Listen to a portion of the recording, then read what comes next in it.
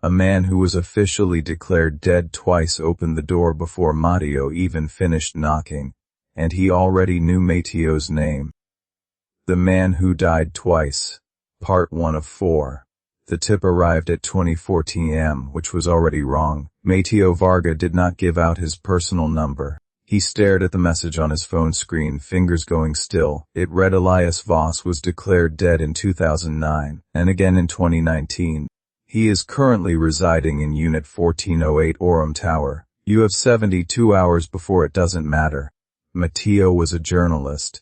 He had built his career on exactly this kind of lead. He told himself that was why his hands were shaking. Orem Tower occupied the northeast corner of the financial district. 3 floors of smoked glass and brushed steel, the kind of structure that existed to be looked at from a distance. Mateo had passed it 100 times and never seen a single light on after 10. He looked it up. The building had 28 registered units.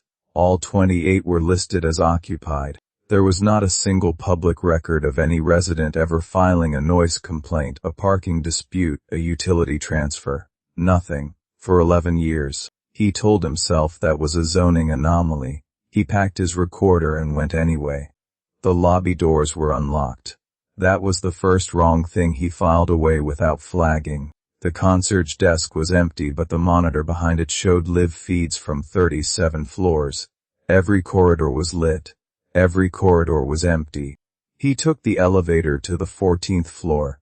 The hallway smelled of something floral, expensive, and underneath it, very faintly, something he could not name. He found Unit 1408. He knocked. The door opened before his knuckles finished the third knock. The man in the doorway was in his 60s, tall, silver-haired, dressed in a 3-piece suit at 2:30 in the morning. He smiled like he had been expecting company for a long time. "Mr. Varga," he said, "I was wondering when you'd arrive." Mateo had not given his name to anyone that night. His press badge was in his bag. He had introduced himself to no one. He said, "You know who I am?" The man tilted his head slightly. "I know quite a lot about you." He stepped back from the door. "Please, come in. There is something I need you to have." The apartment was immaculate. No personal photographs. No books with broken spines. No coffee ring on any surface. The kind of clean that belongs to a place no one actually lives in.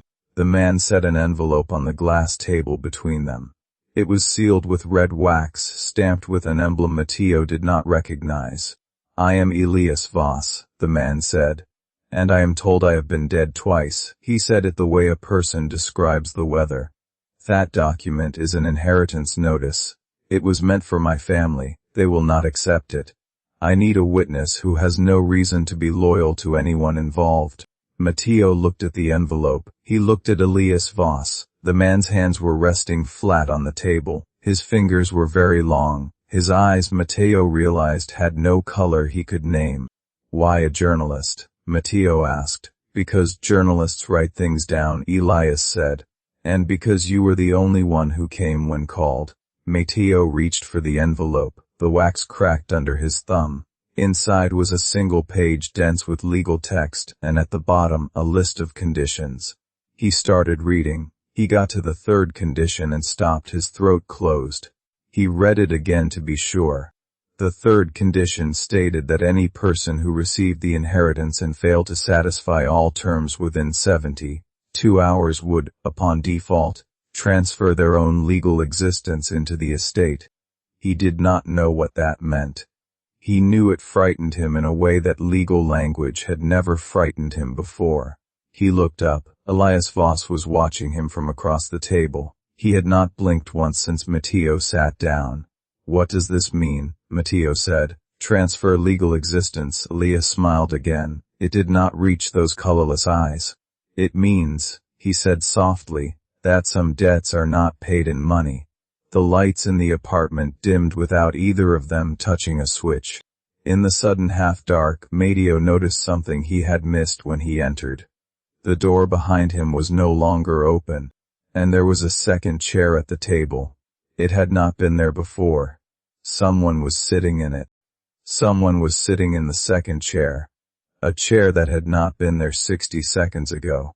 And whoever it was had been watching Mateo the entire time.